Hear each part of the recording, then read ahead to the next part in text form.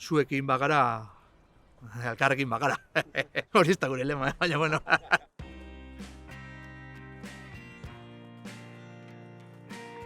Sindikalgintzatik nator, fabrika baten lanian egiten dut, langile ordezkari sindikatuan jardute dut, eta aldi berian pertsonaleko harremanak eramatia, eta bai da aldarrikatzetik egitera, pausu ematia, behin martxa hartzen dunean, aberasgarria.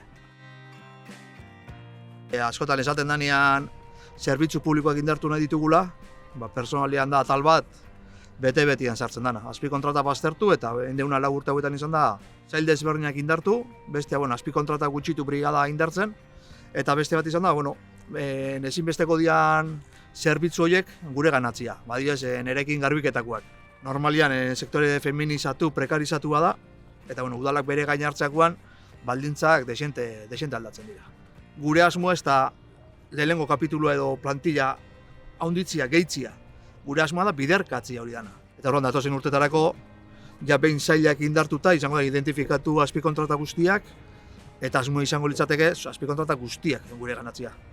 Udal zerbitzu bat privatizatzeko ez da zerren behar, aldiz privatizazio hori zure ganatzeko oso bide juridiko labirintiko bada.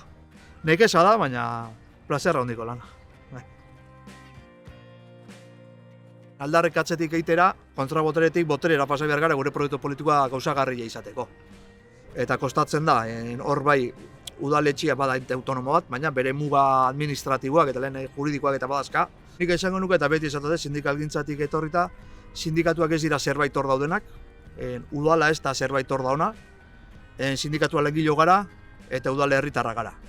Eta guk langileok ez badeu dinamizatzen, lan egiten, borrokatzen ez ditugu gauza lortuko, eta herritar bezala ere ez baituzu antolatzen, eztabaidatzen, adosten edo burrukatzen, ez dira gauza lortzen.